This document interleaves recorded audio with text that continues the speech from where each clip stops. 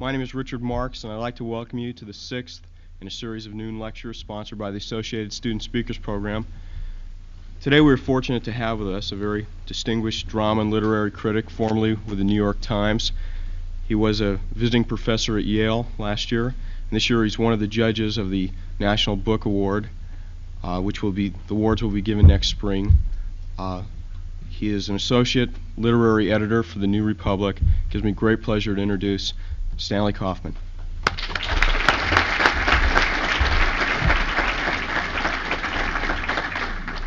Thank you, Mr. Marks. Afternoon all.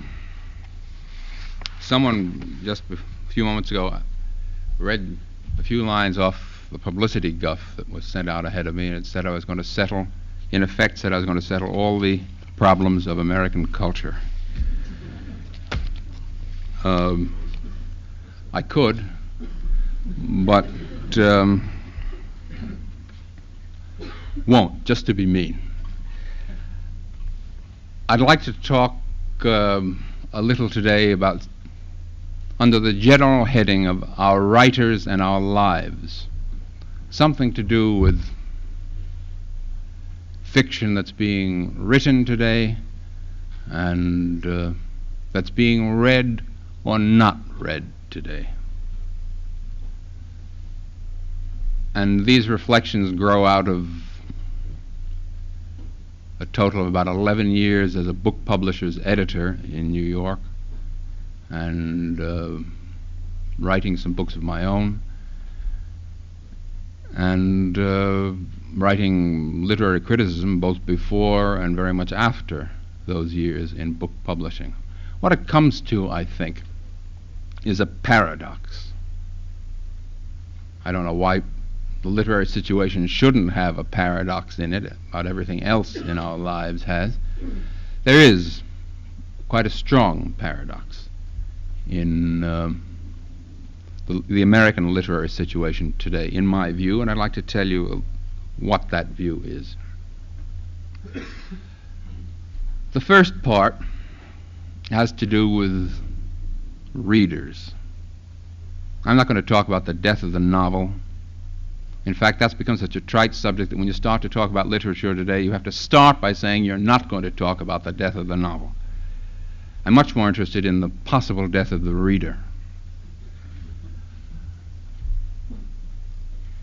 Things look good in American book publishing on the surface. Here's a clipping from a recent newspaper. I won't bore you with the statistics, but those statistics tell us that the book business in the whole is booming as never before. Last year is in the billions, 2 billions, and that's nothing vis-a-vis General Motors, but compared with what the book business has been, it's astronomical. Well, if you look into it, it doesn't have all that much to do with literature, with original literature, because the bulk of it is the textbook boom, a large amount of it, which is what has led to all these amalgamations you may have read about in the press about between huge corporations, particularly electronics corporations and publishing, RCA buying Random House, CBS buying Hope, Reinhardt, and Winston. Nothing nefarious or insidious about it necessarily. It's just an index of certain sociological streams in our time. That's where the big money is, in textbook and technical books. When you get down to trade books, which is the term that's used for books on sale in bookstores for general readers, novels and non-technical non-fiction, trade books, much smaller. And when you get down to fiction itself, relative to the population of this country, relative to the rising graph of education, on paper at any rate, that is the number of degrees granted, small, tiny. So at the heart of this booming business, which indeed is booming, there's a very real worry about fiction, about the readership of fiction. I'm going to leave paper-bound readership out of it arbitrarily, because for the simple reason that that is pretty good in size when books win through to paper-bound. Very, very small percentage of the novels published in this country appear in paper eventually. But it's not germane to what we're talking about, because very few novels of any merit appear first in paper. Whether that's sane or not, we won't discuss now. It's a fact at the moment. And so in order to surface, a novelist must first appear in hard-bound publication, and the circumstances of that publication are poor these days because of lack of readers' attention. Why this lack of readers' attention and investment? Well, we're given various reasons. First one is that novels can't compete with headlines, that the world is too much with us, late, soon, early, and subsequently. Of course that's true, but equally, of course, it's irrelevant, because the function of fiction never has been, never was, and increasingly cannot be, to compete with headlines. As a matter of fact, when you see a novel coming out next month that's based on something that happened like last year, if next month there were a novel published about the Black Panther trouble in Oakland, you could bet 20 to 1 it would be no good, because as a novel, because the writer was in fact trying to compete with headlines. A more serious objection is the one about factuality, that the novel is related to the word that means news, and the novel used to bring news to relatively isolated people. News of how people lived elsewhere. That's been a diminishing function, certainly since the invention of the rotary press and the automobile, and our mass media have made it increasingly irrelevant. That much is true, too. There's writers who depend for their appeal on telling you about other people's lives and habits and customs are, I think, barking up several wrong trees. There's a scene in Flaubert's Madame Bovary in which the women put at the dinner table put their gloves in their wine glasses, which is a signal to the waiter that they don't want to be served wine. They don't wish wine. That little incidental bit of information in a masterpiece was gobbled up all over the world, not just all over France, because it told us something about Parisian life. But if you put an equivalent thing in a novel today, everyone who's ever been to the movies or has a television set at home will say, "Oh, that old thing, we know about that."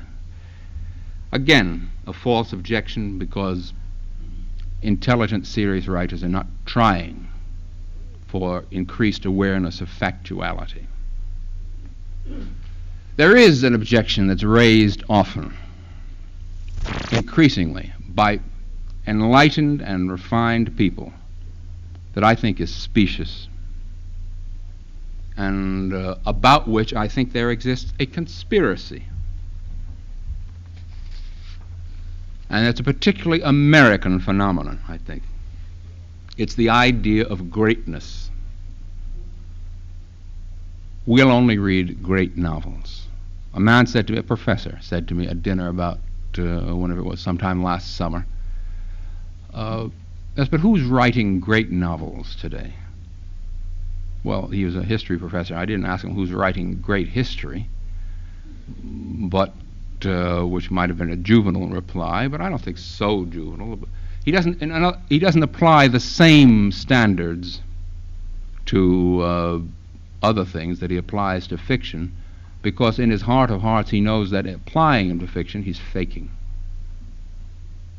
This idea of demanding greatness is a very old one in the American psyche, practically as old as the American psyche. You can find very strong evidence of it at the turn of the century, 1800.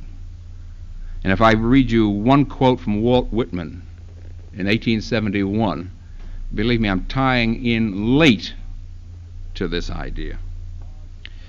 He wrote, "Our fundamental want is a class of native authors, literatures far different, far higher in grade than any yet known, fit to cope with our occasions, lands, permeating the whole mass of American mentality, taste, belief.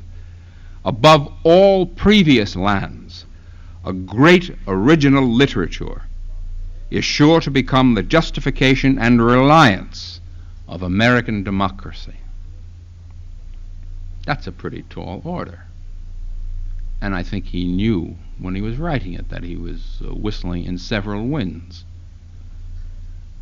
What's worse, he was not instigating, but helping to keep a hoop rolling about a phony demand that because this was a new country, one of the few countries in the world that, whatever ironies we see around us today, was founded on idealistic, one of the few countries in the world that was ever founded. Most of them just happened. Founded on certain ideals, that therefore a country with such great ambitions must have a great literature, and nothing else is worth the time and attention of its citizens. We hear this now in debate, and for a long time in the early part of this century, right up until the Second World War, a kind of joke, semi-serious phrase was often used in reviews, was the great American novel. X has gone off to the Maine woods to write the great American novel. Well, even when it's said as a joke, jokes tell us something we know from Freud and others. As a joke, that tells us something about the American mentality in this vein. The average man, and we're talking now about average potential readers of fiction, not people who couldn't conceivably ever read a novel of some consequence or depth, but the potential serious reader, often has some very good excuses for not reading fiction. He has a lot of professional work to do. If he's a doctor or a lawyer or a teacher, he's obviously got a lot of reading. If he's a businessman, he's got a lot of reading to do. Time is valuable to him. Or, to a certain extent, it is true that for the non-specialist, most of his experience of fiction in his life has been with masterpieces, because most of it's been in the course of his education, where the books are out of history and have been selected.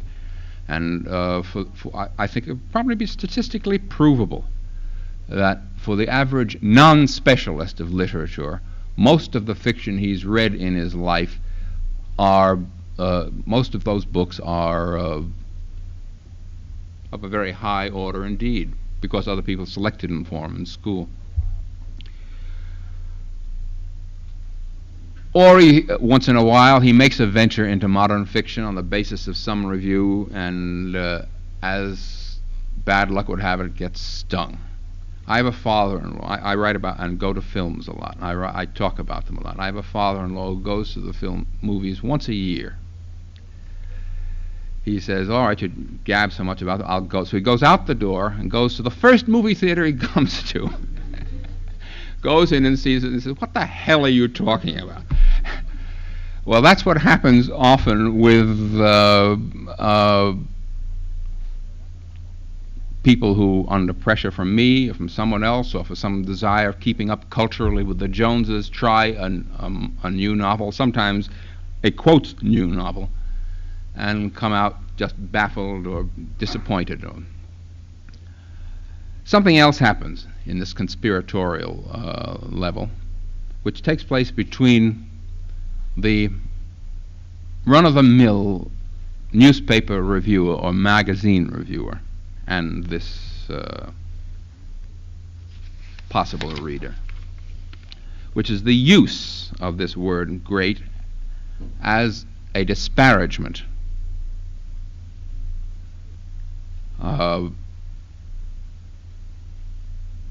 As if that reviewer knew what his reader was looking for, which is an excuse not to read the book in hand. Let's examine one quote which I have here. I'm not going to mention the person who wrote the review or the title of the book. Let's call the book X. This is from a recent newspaper review. X isn't a perfect book, it's just a terribly good one. Now suppose you had written that book. I mean, if there is such a thing as justifiable homicide. This is not, I haven't scoured pages to find that line. That's absolutely typical of a vein that runs through our reviews as evidence of this conspiracy. Look what that simple quotation tells you.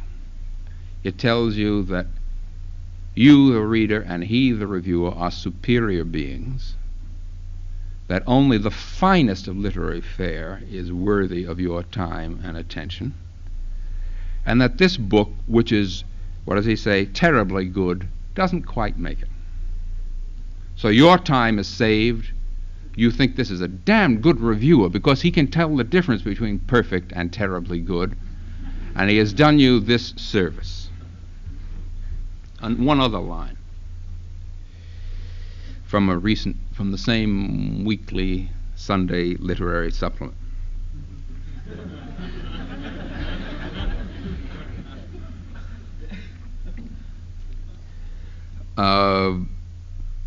This is from an article that summarized a past season in fiction, commented on the past season. We seem to be traveling across a literary prairie, rolling country with no mountain peaks. What we have missed is the novel that comes along once or twice a season that brings about an epochal shift in consciousness. Once or twice a season. I can remember about 2 novels in my life that brought about an epochal shift in consciousness. But you see what he does for himself and for you by writing that way.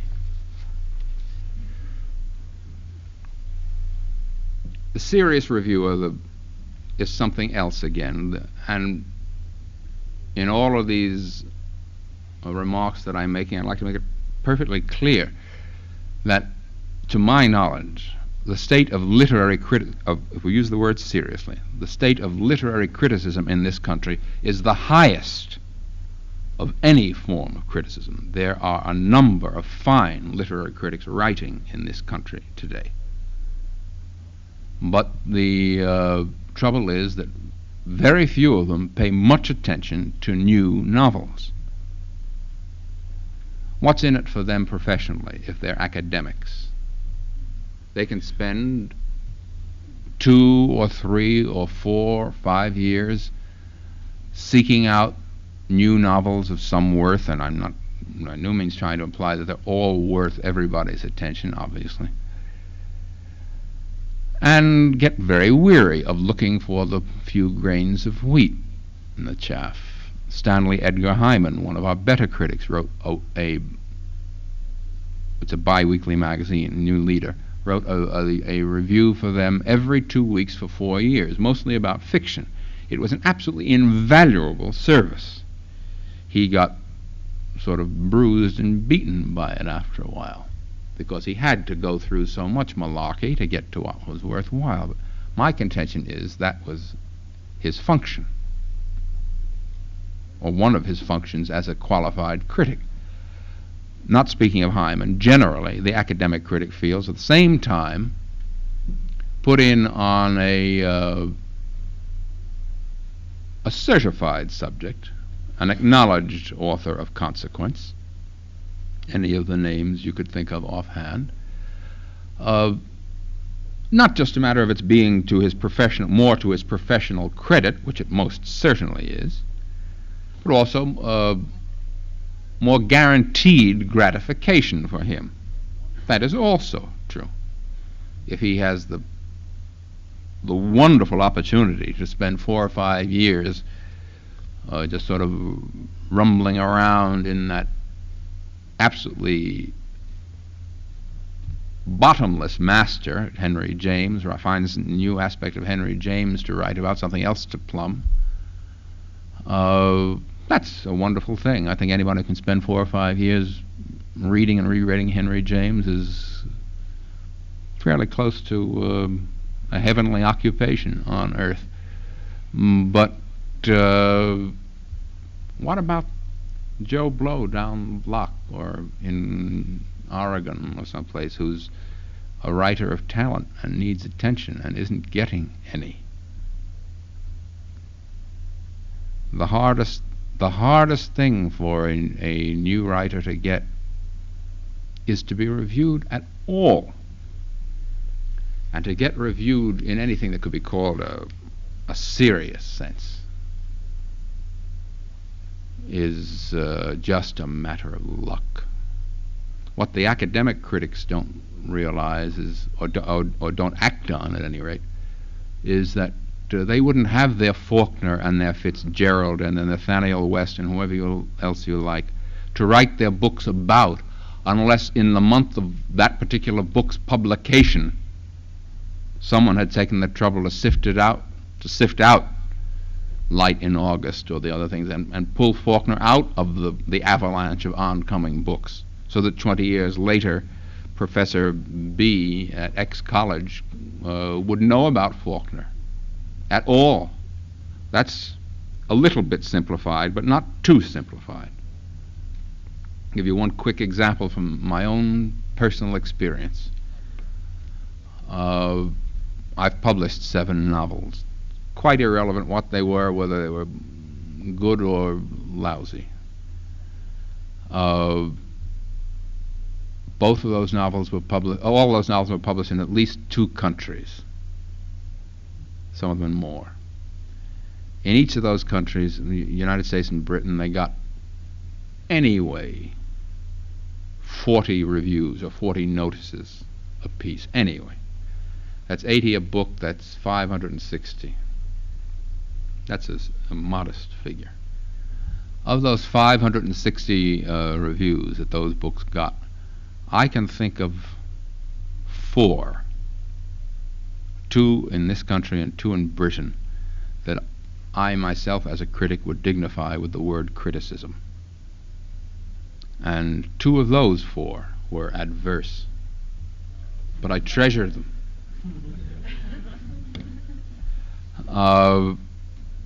It's the delinquency of the existing practicing serious critics in this country towards new fiction, not just the young writers, but the writers, is really close to what might be called artistic crime. It's really shameful. And it plays right into the hands, by reasons of its absence, it plays right into the hands of those people who fill the vacuum. The reviewers of much less competence, who have whose chief aim is not criticism, it's job security. I'm not knocking them. I'm just describing them. And one way to have a secure job is to be popular with your readers. If you write a daily or 3 times weekly book review. And one way to be popular with your readers these days is to tell them that they're superior to virtually all the fiction that's being written and published in this country. So this, I could document this not the conspiracy, but I could document the use of this term great with dozens and dozens and dozens of examples. And of course, you could also play, if you wanted to, it's a very stale game. You could play the game of listing quotations from reviews of books written at the reviews written at the times the books were published, which praised the books to the skies, books that are now utterly forgotten, and reviews of books that turned out to be masterpieces, which were scanted at the time they were published. That would be a further way of indicating the inadequacy of most what I call front-line reviewing. But it only goes to substantiate my charge, A, that the serious critics are remiss in their duty. They're above reviewing and reading and taking the trouble to find new novels. And they're above the media for which they would have to be writing. None of this, and they also thereby support this greatness idea, but I want to make very clear that, I hope is clear, that none of this is an argument for lowering of standards. I'm not saying that books ought to be praised beyond what they are worth at all. What I'm arguing for is the application of standards. At least read the damn books and apply standards to them, is all I'm saying to these critics and subsequently to all of us. Not lower them, use them. I ought to put a little, as they say, a little money where my mouth is, and tell you about some books that I think have come along that haven't been sufficiently read, even though some of them have been bestsellers, or at least to substantiate my general idea that the literary situation in America with American novelists is worth this application of standards that I've been talking about. So I made up three little lists of 5 books apiece, all published since 1960. And the first list is by authors who were well known before 1960. The second list is of authors who made their debuts after 1960 and who had pretty good reception. And the third list is of authors who made their debuts after 1960 and were relatively lost. Their books were relatively lost. Why 1960? The only answer is the child's answer, why not?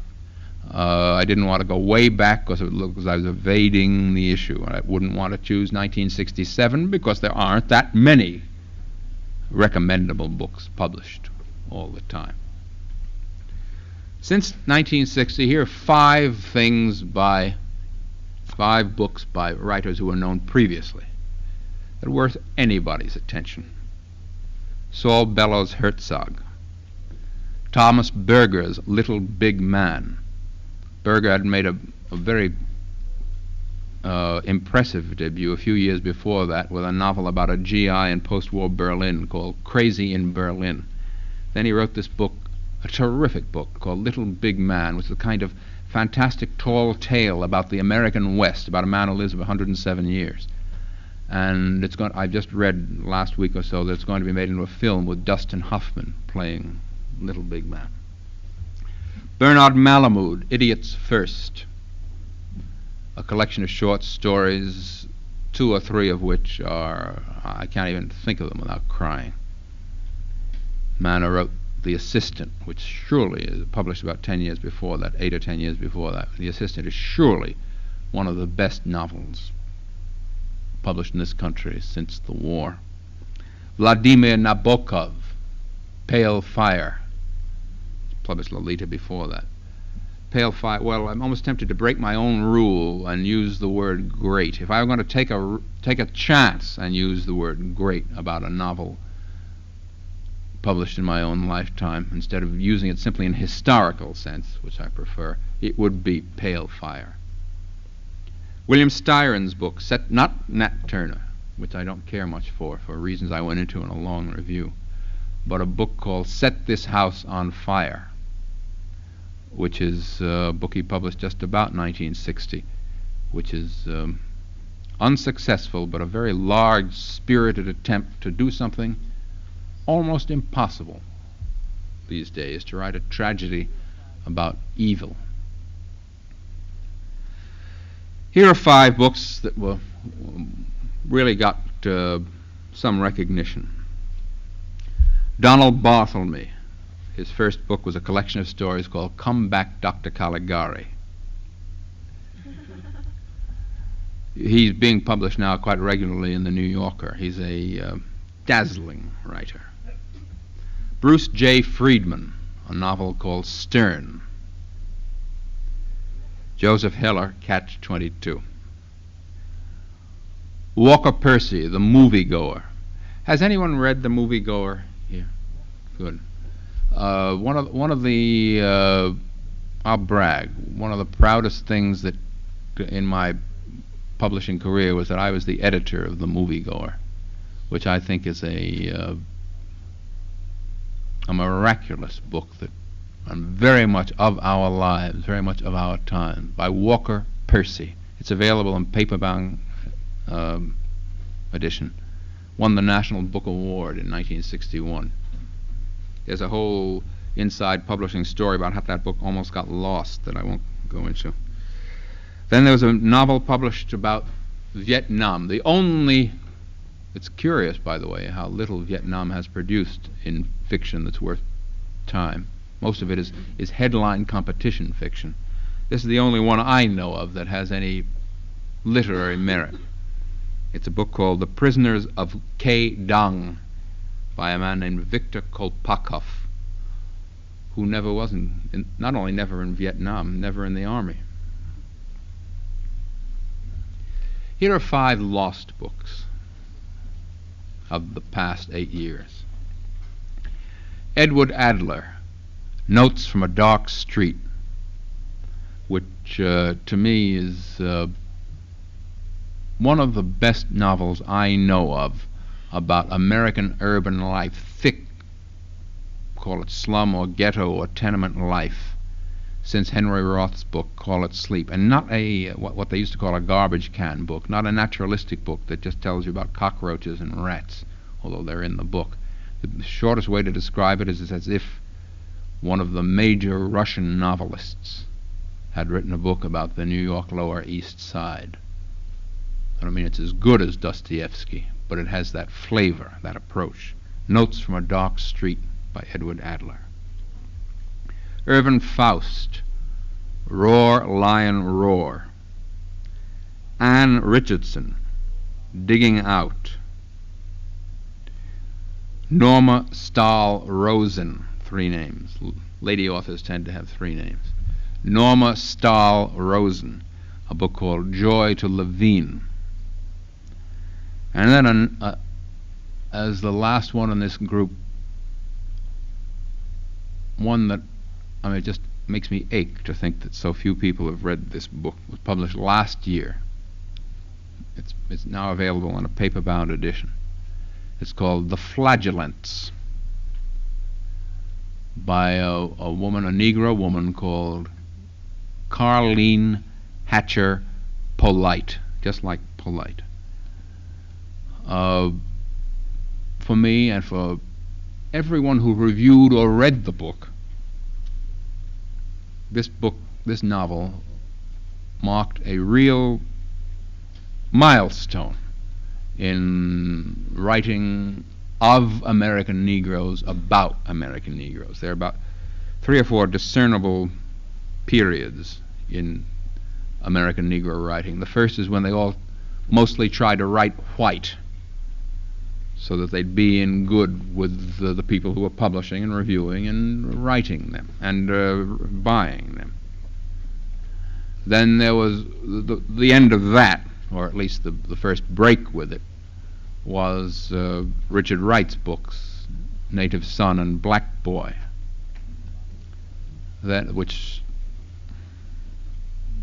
about which the phrase "tell it like it is" might have been invented.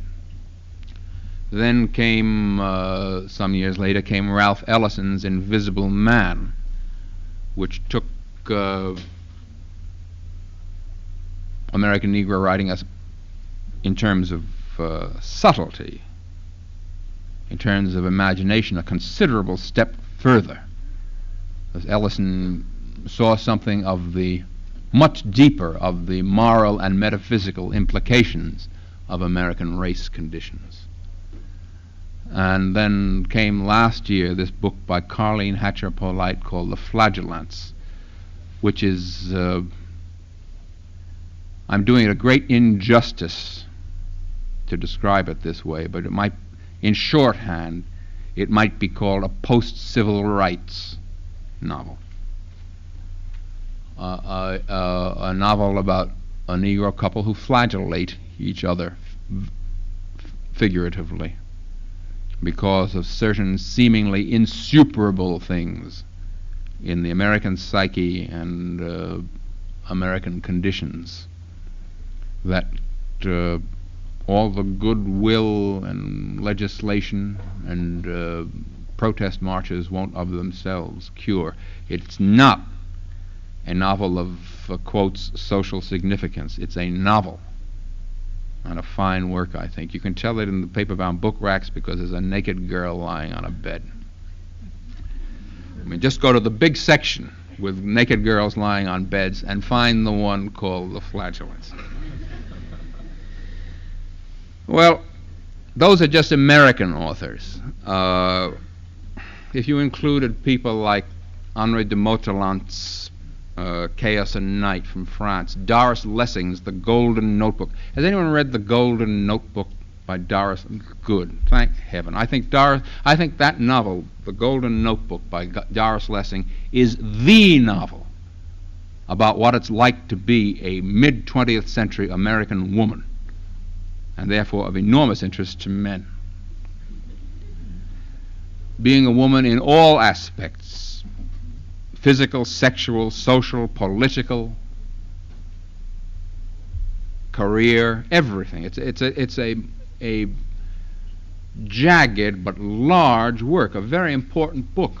It's again that one can't be claimed to have been lost. A lot of people have read that book and have written about it. It's an established book now. It makes Mary McCarthy look like Mary McCarthy. Gunter Grass, everything he writes. Muriel Spark, Anthony Burgess. Well, I could go on and on.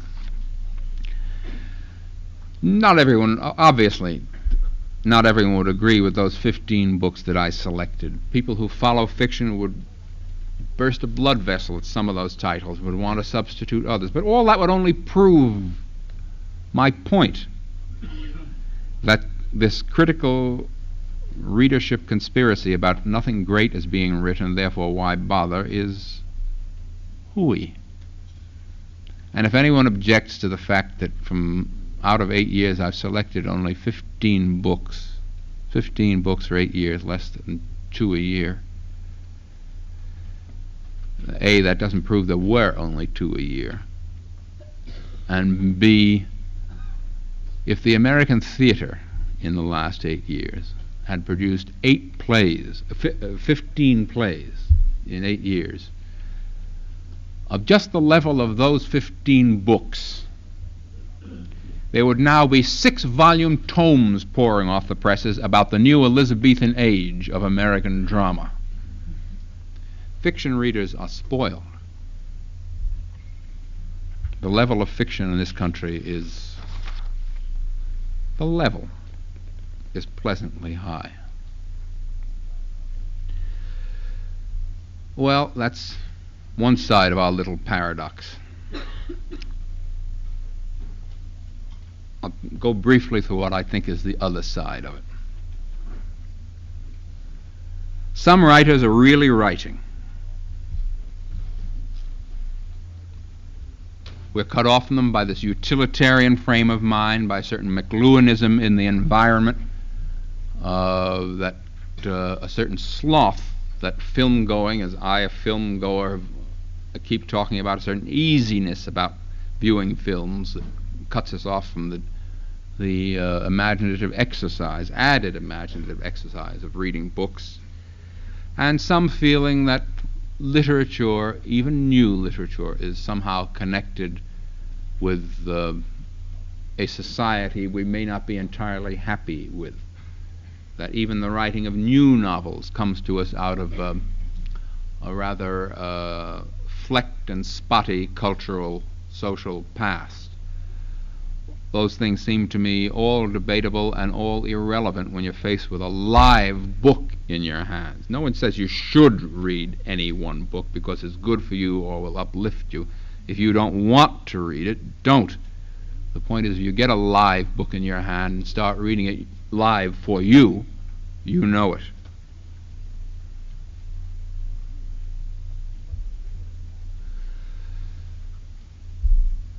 But to leave it at that would be to leave the picture incomplete, and I'd like to take a few minutes just to sketch in what I think is the other side of the question. Writing is not easy these days for serious novelists, and I'm not talking about money. That's a whole other subject. If everyone bought as many novels as they now buy baseball tickets, it wouldn't change what I'm about to talk about, which is the difficulty of writing. And it's a difficulty that's been faced by all these people I've talked about one way or another. I sense, I'm not their confidant. And it's something that has to do with the American, and it would continue to exist, even if this, that's why it's paradoxical. Good books are appearing in some numbers, and good writers are having terrible difficulty in writing good books these days. I'm not talking about alienation from society. That's been a historical position for the artist ever since, roughly speaking, ever since the Industrial Revolution. The artist was outside society, estranged from it, attacking it at the same time that he hoped to be adopted by it. And he wanted his plays and books and paintings to be successful. If he was an honest man, he couldn't accept the very society that he was attacking in his work. Read a wonderful novel by Knut Hamsun, the Norwegian writer, called Hunger, published in 1890, which has just been put out in a fine new translation by the American poet Robert Bly. You can get that in paper, too. It sums up the whole thing about this. The then pertinent position, the artist outside society. Wonderful book, Hunger. It's about a writer starving to death. Charming. Or read the first essay in my friend Robert Brustein's book, The Theater of Revolt, which is all about this long-established schism between the dramatist and his audience at the same time that he had to write for them. That's no longer so true. There isn't really any more an estranged avant-garde, people living in garrets and so on. I mean, it's very hard, if you have any ability or any gift for publicity, it's very hard not to be successful these days. I mean, if your book consists entirely of four-letter words published upside down, they're all going to be buying it this week because it's going to be talked about at dinner table conversations. It's very difficult to starve to death as a writer these days if you've got anything. Somehow, or as a painter, or as a composer, if you're an electronic composer trying to outrage people's ears into hearing afresh. Even if the public doesn't buy your stuff, some foundation executive will hear.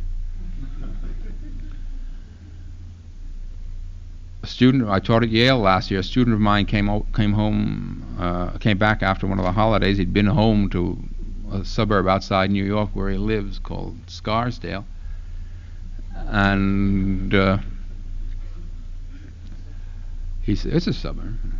And he was shocked. He said, I went to a party with some friends of my parents. I mean, Scarsdale people. They've been around there ever since I was a child, a baby. And at this party, they smoked pot. He said, what's left for me?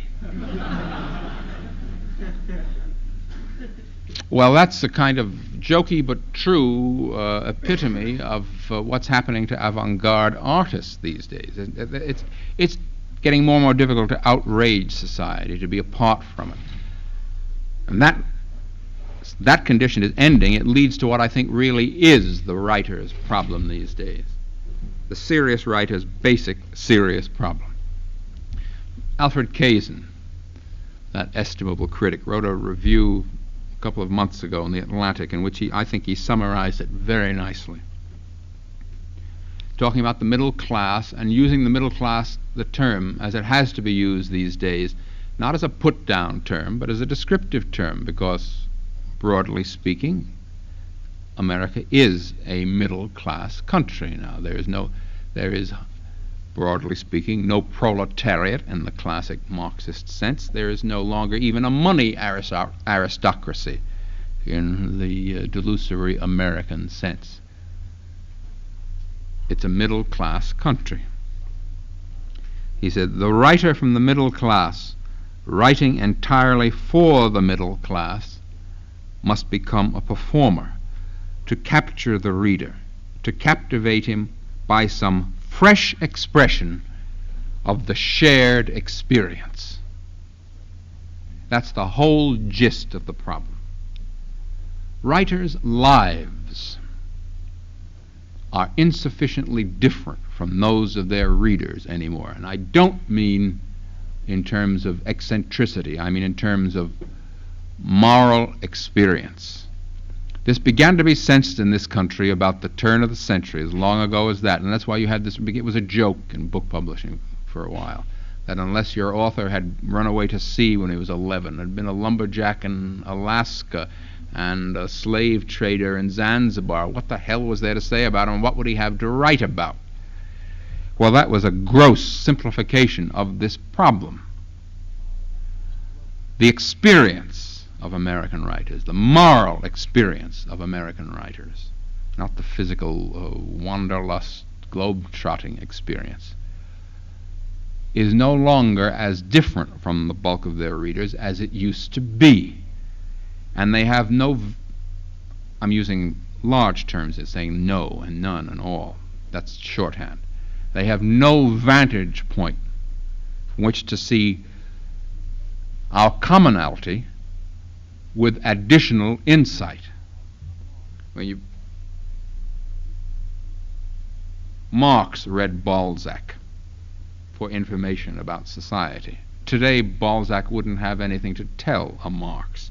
Dostoevsky, Freud read Dostoevsky, and so on. You could cite lots of examples. And I'm not talking about character conformity. I'm not talking about that thing that's talked about a lot, intellectual conformity and duplication and computerization and all that, which I think is largely nonsense because it's false romanticism. It implies that we've degraded ourselves from a world of absolutely sparkling individualists. There used to be 1 billion absolute individuals. Now there are 2 billion slices of white bread or black bread. That's baloney. But it's the moral differentiation that's disappearing. I know a writer, and this is an absolutely true story. He is a name you all know, a successful and talented novelist whose first book was considerable success, who married a lovely girl, who turned out practically, I know this, he didn't know till after he'd proposed to her, turned out to be a millionairess. They live beautifully with beautiful children. He felt himself suffocating. Nothing was wrong with his life. He had nothing to write about. He had no, it was all slippery, all polished. He had nothing to grab on. Nothing was bothering him enough, not in terms of what's happening in the world, but in terms of his own life. He made himself an alcoholic. He just wanted to twist the camera a little bit. I'm not recommending this. I'm just telling you this. I know another editor who recommended that one of his writers take LSD, which I think is nothing to do with LSD. That kind of advice is sophomoric, I think. Apologies to all sophomores.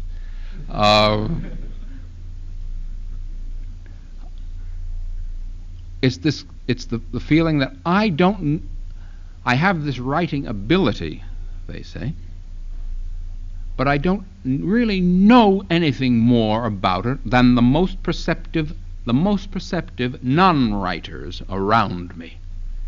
And it's for those most perceptive people I want to write. What can I know X or Y or Z. They can't write at all, but they see as much in our shared life as I do.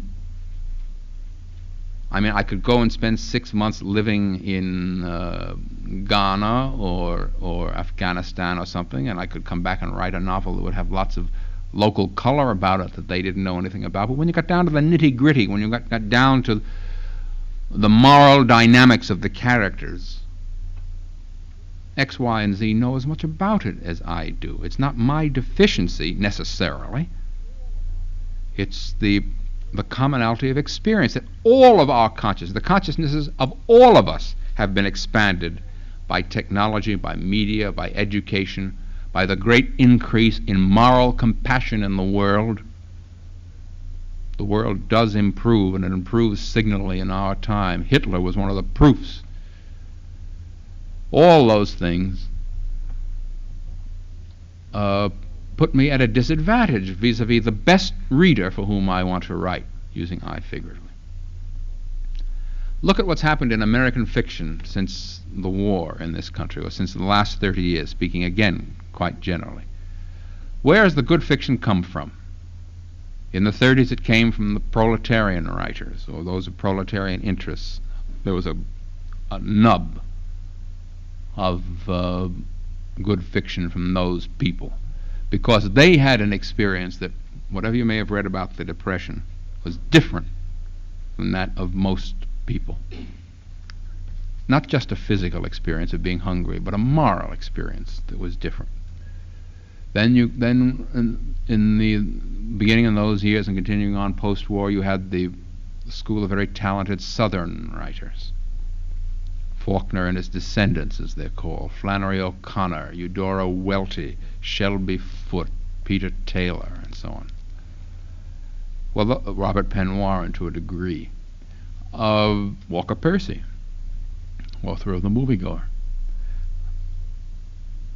These people came out of a culture with its own heritage of moral problems, moral guilts, that put these writers in a particular position vis-a-vis the contemporary world, with links to our world that are very, very strong, or else they wouldn't have felt the guilts,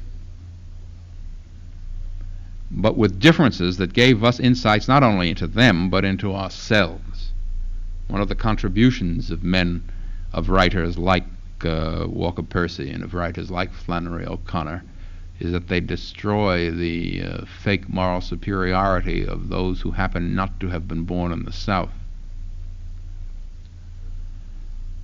Then after them came the urban Jewish writers, Roth, Malamud, Bruce J. Friedman, Wallace Markfield, Saul Bellow, the king of them, and so on. Well, they too had a unique moral experience. They lived in two cultures, whether they were religious Jews or not.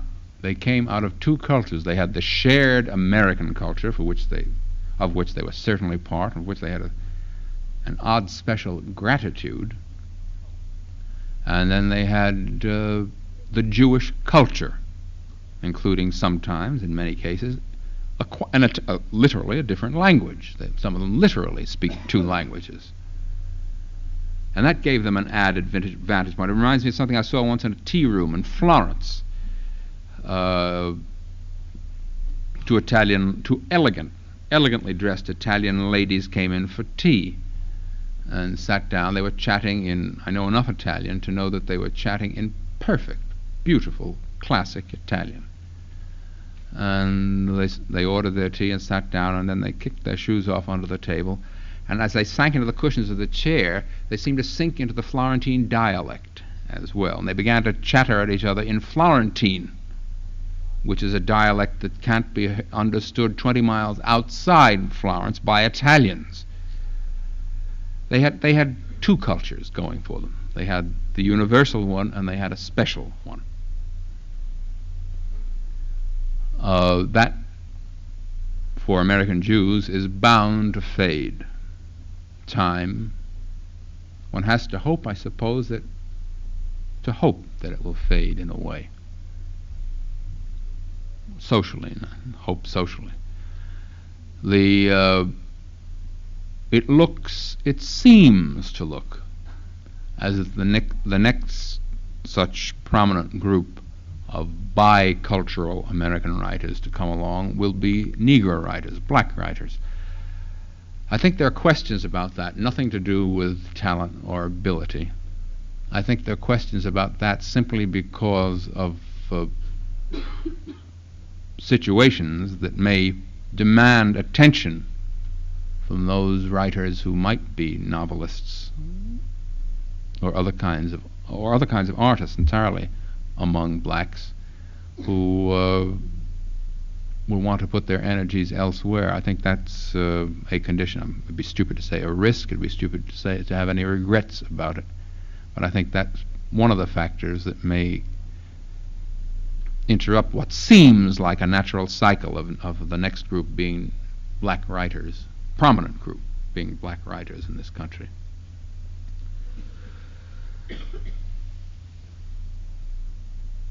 It's a problem. All I can do is state it. I don't have any solution to it, no matter what the publicity guff said. I think that problem of finding a coign of vantage, a difference, a possibility of illumination, a place to use your serious talent for serious readers,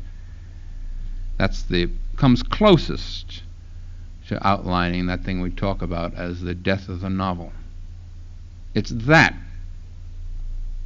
would probably do most to debilitate the novel, not anything about its being a worn-out form or an elitist art like opera or a bourgeois manifestation in a we hope that it goes along with bourgeois culture. It's that moral quandary for American writers. It is not yet so true of foreign writers or foreign-born writers. I'll give you an excellent example of the difference. There's a Polish-American writer, naturalized. He came to this country in 1957, named Jerzy Kosinski. He's just published he came to this country in 1957 without a word of English. He's just published his fourth book in English, written in English. Two of them are non-fiction, which I've never read. Two of them are novels. His first was called The Painted Bird. Has anyone read The Painted Bird? Good. Well, I hope you're as impressed by it as I was. I think it's a devastating book. He's just published his second novel called Steps. It's just out. I think it's not only better than The Painted Bird because it's a more subtly distilled work, but a very short novel. Distilled is the proper word. You get the feeling from this book that it's as if it had been about 6,000 pages long and they put it under a hydraulic press and not just condensed everything, but drained off the liquid, and what's left there is very simple, very strong, very brilliantly organized, very cruel, very moving. He was a boy, a homeless boy, like thousands of others in Poland during the war, survived by his wits. As a child, 6, 7 years old. And he told the story in fictional form, very good fictional form, told the story of those years in The Painted Bird. Now, as a man in this country, he's looked back at those experiences and is not so much interested in telling the experiences as in using them like an artist, interwoven with things that have happened to him since and things he's imagined since as an adult, as a sexual adult, a political adult, a social adult. It's a whole new take on that privacy, on that primer experience, that is absolutely stunning as a work of literary art. I think I heartily recommend it to you. The point of raising it is particularly outside of the fact that I'd like you to read this fine book if you can. It's going to be in paperbound next year, but why wait? Read it twice. I have.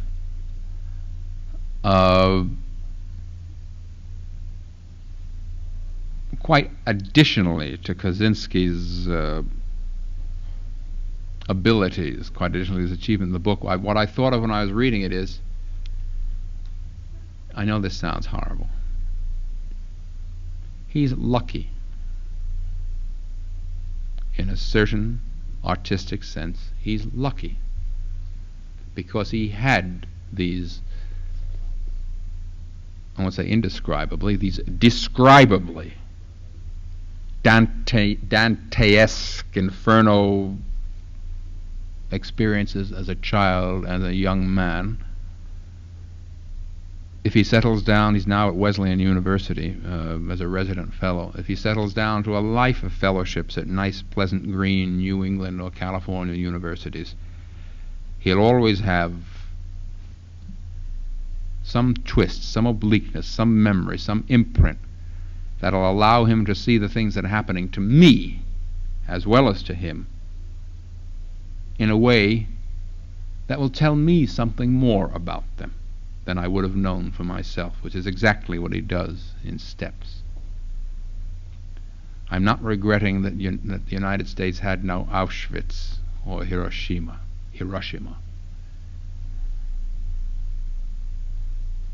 Not that much of a fool. I'm just describing. And it all tends in the largest possible way to what may be the real basic creative problem that faces writers in this country, is that, to put it facetiously, they're no smarter than their best readers. And B, it makes all the more ironic for me and more horrible the fact that when one of them manages to write something that is of pertinence, of resonance, of illumination, of pleasure to us, our writers writing for us, we ignore it. If there are any questions, I'd love to have them.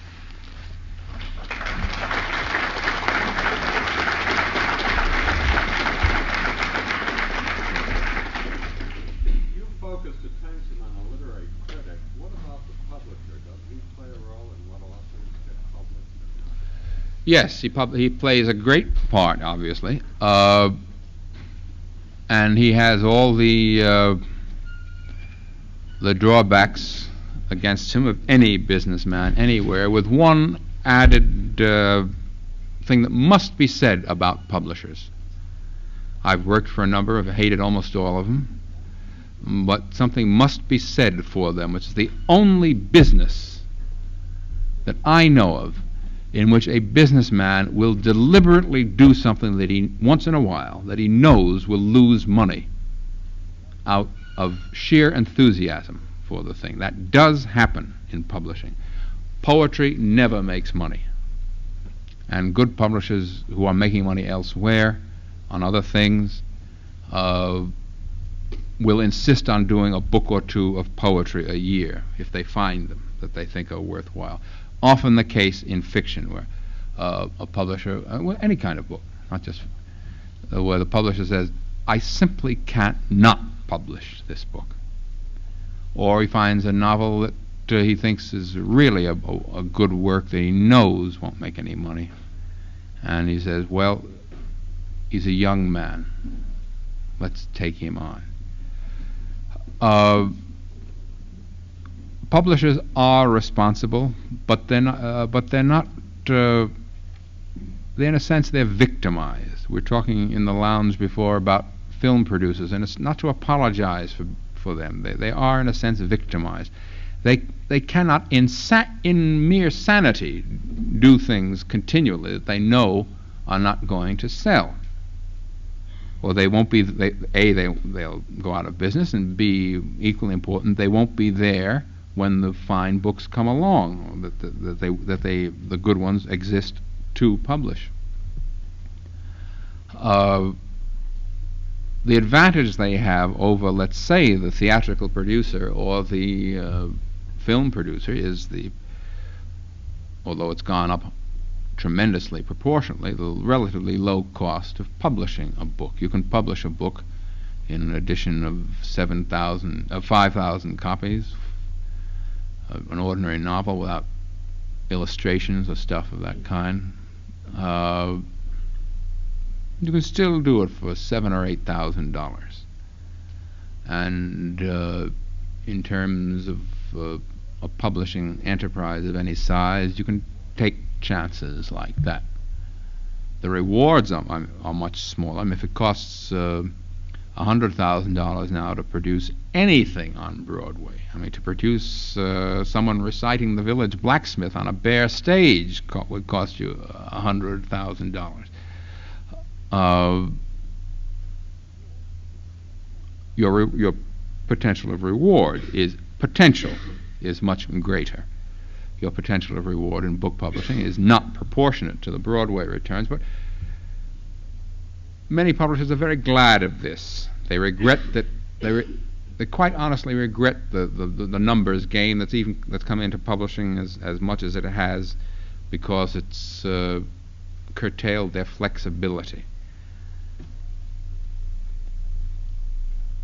My own feeling is that publishers, among the businessmen connected with the arts, that is, in comparison with art dealers, music publishers, symphony orchestra managers and conductors who select the programs, music publishers who are the most awful bunch in America in terms of their leaning towards new works, theatrical producers, film producers. Book publishers rate at the top of the list. They have the sincerest interest of all of these groups in looking for the best work they can find and in trying to find some way to publish it. They face problems all the time. I mean, Brentano's, the biggest bookshop in New York, has told the salesmen from the publishers they'll take 2 copies of new novels. 2 copies in the biggest bookshop in New York, unless it's a book club choice and some kind of hoopla is going about it beforehand.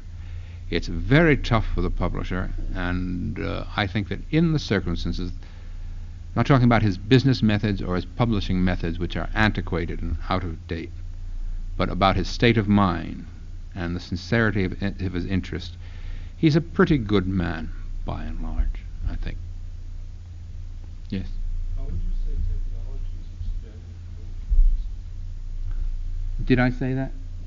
Yes. Yes. I think that technology is expanding the human consciousness and awareness in all the time. The mass media, for example, feed us information constantly. Muzak bins music into our ears in the men's room. We all know in one degree or another, more than we can possibly not just use, but more than we can possibly understand. Antonioni made a film about this. One of the things it was about. A picture called Blow Up. Has everyone seen Blow Up? Is there anyone who hasn't seen Blow Up? Well, you can infer what it's about from this. The central action of that film was a kind of epitome of this idea.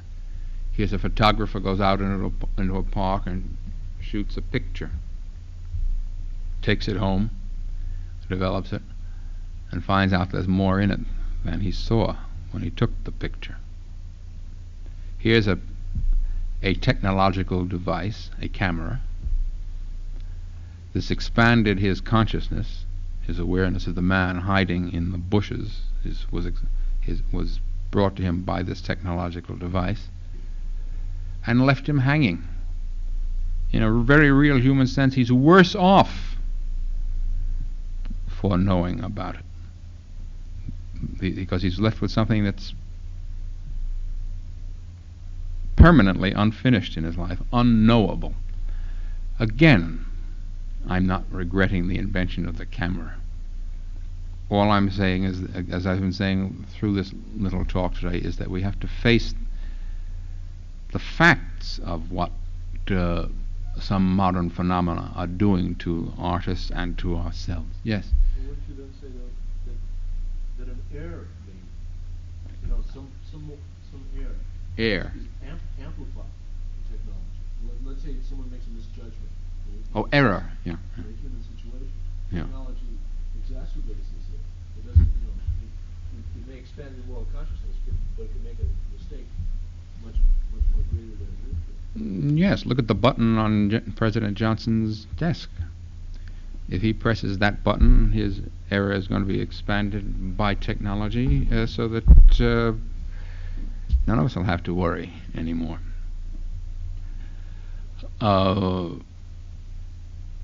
Yes, that's true. The what's happened? It's you're right. It's a double flow. Technology has increased our consciousness, our knowledges, in some quite horrible ways too. And technology is not the only thing that's expanded our consciousness. I mean, every bit of information and knowledge and exploration that's gone on in the last 100 years, Freud, Marx, Einstein, has done something to make us almost overwhelmingly aware of who we are and what we are and how alone we are, etc., etc. But speaking only of technology, it does this to us, and that it implants on us a necessity for action as a result of this expanded knowledge with which we can't cope. It puts a hand on us and says, do something about this hand, while the hand is sort of maiming us. You had your hand up. Yeah. The only reason I'm smiling is that question's always asked. I'm not mocking you. It's interesting that people are interested in. Yeah. May I ask? Did you read my review of it? No. What excerpts? Oh, where were the excerpts? Oh, someone blasting it, no doubt.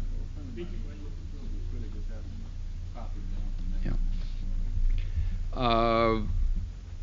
Curious thing happened about that picture. I suppose everyone. Oh, I'm sorry. I was asked to comment on Kubrick's film 2001, Space Odyssey.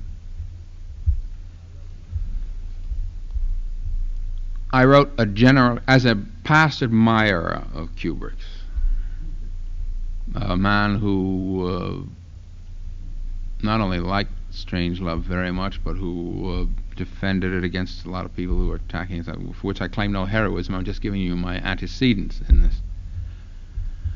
And thought pretty much of his talent as revealed in his previous pictures.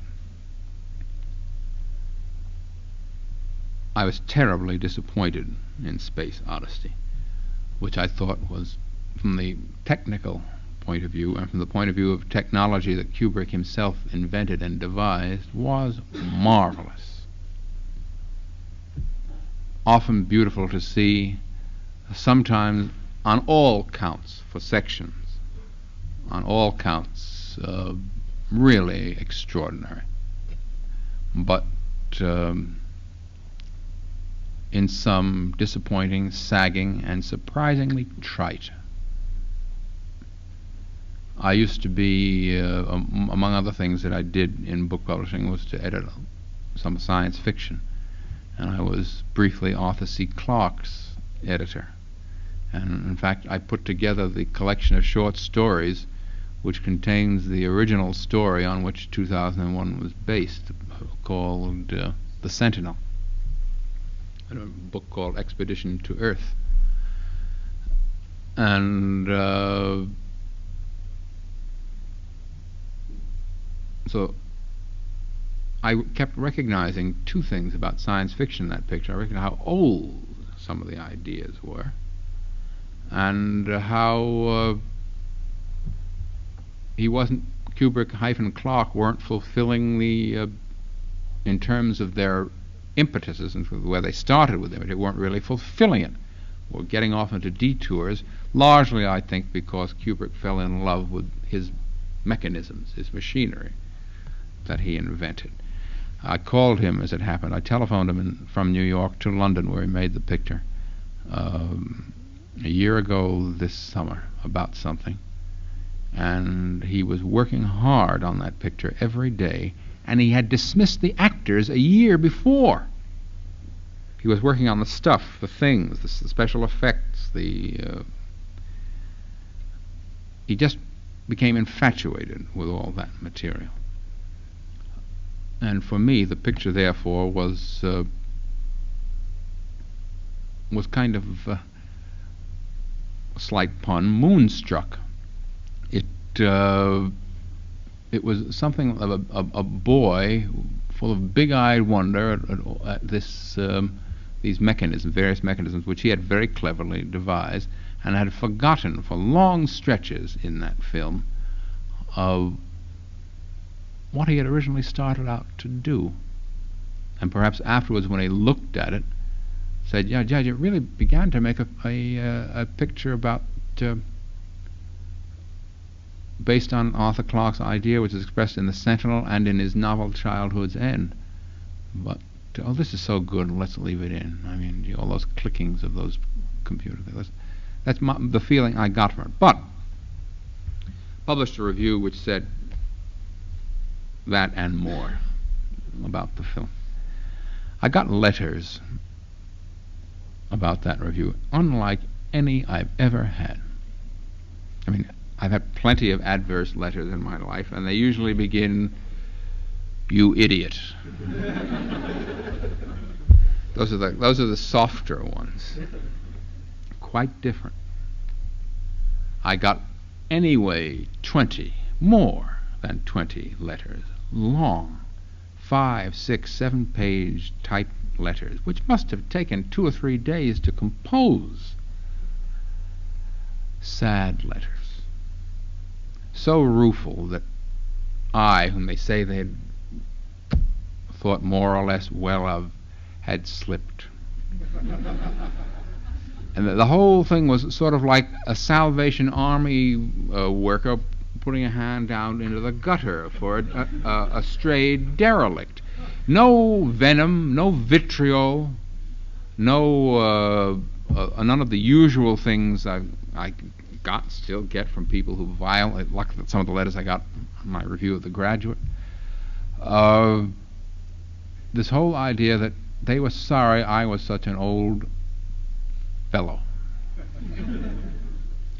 Because in order to appreciate 2001, they said, more or less all said this, one must discard standards of story, characterization, cogency of line through the picture, and simply take the trip. You've all heard that, I'm sure, that the best way to see 2001 is high. Well, that may be true, but if being high is all that good, I suppose I honestly don't know. It probably true of any picture. I mean, if you saw The Sound of Music high, it'd probably be wouldn't throw up anyway, because I nearly did.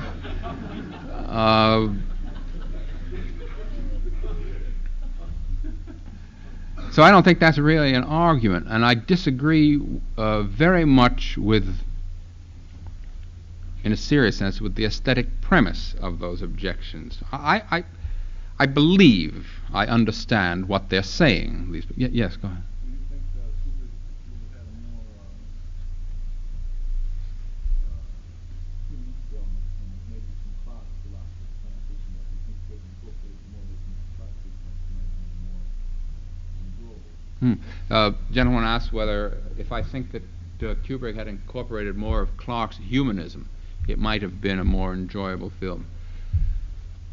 Yes, also, if he had not got sidetracked for such a long time in such detours, technical detours, as the play with the computer, all the repetition of the pod that goes outside the machine. If the edge of the obvious satire in that meeting with the Russian in the space lounge, or of that big CIA meeting in the sky, or whatever it was, had been sharper. And more to your point, if the ending of the film had been clearer, I think even enthusiasts for the film have some difficulty in figuring out what that ending is about or meant to mean.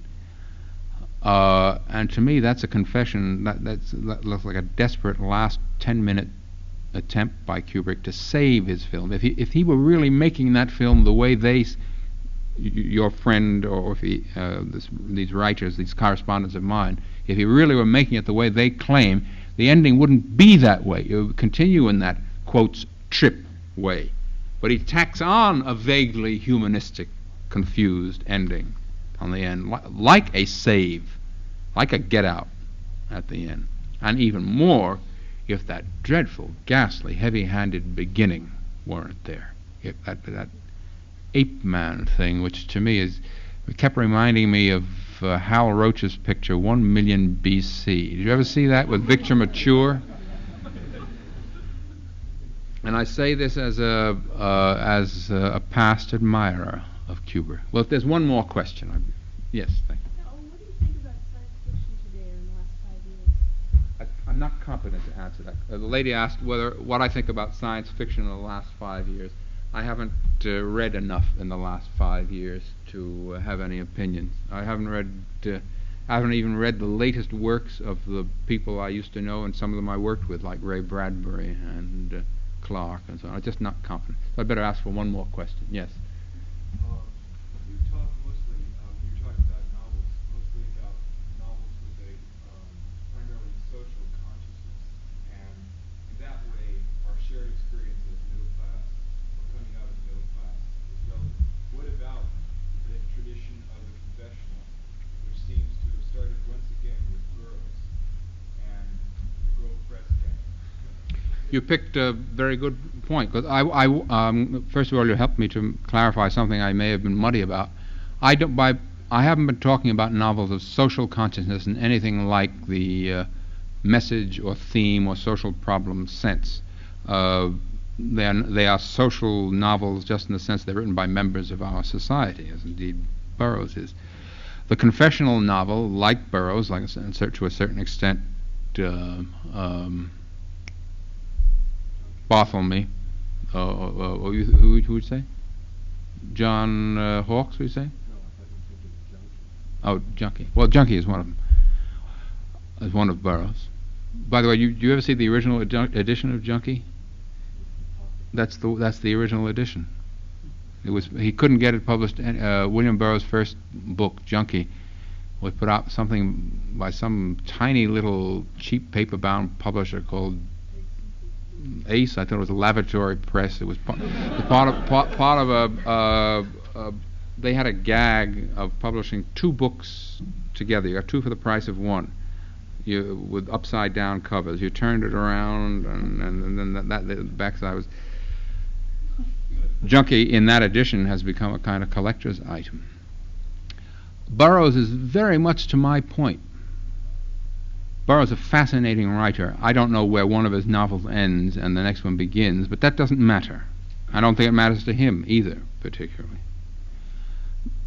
Insofar as he is valuable, and I think he is to a very marked degree a valuable and interesting writer, he absolutely underscores my point of the different moral experience as having given him a vantage point from which to write. If Burroughs had got, his father's a rich shoe manufacturer or something, Burroughs machine, if he'd gone into his father's business, there would be no string of novels from William Burroughs. And all this sounds like an oblique argument for not going into your father's business and becoming an international jokey fairy. But that's ex post facto. The fact is that he did become those things and lived like a piece of international fungus for many years, and outside, and still does to some degree. And out of that, plus the given writing ability, has come these using the word literally, these horrendously funny visions of the stupidities and pleasures of modern society, opportunities of modern society, human opportunities. I certainly do not make any kind of distinction between what you rightly call the confessional novel and any novel of more overt conspectus view, like Herzog, vis-a-vis this basic moral quandary of the writer, finding materials to finding a life within himself that's part of and larger than that of the world around him. But I do think it's silly to have ideas about what ought to happen and what will happen. The only thing that I think is important is that we know the only thing we can know is what is happening, and not to waste the good that is being done now for us. Thank you all very much.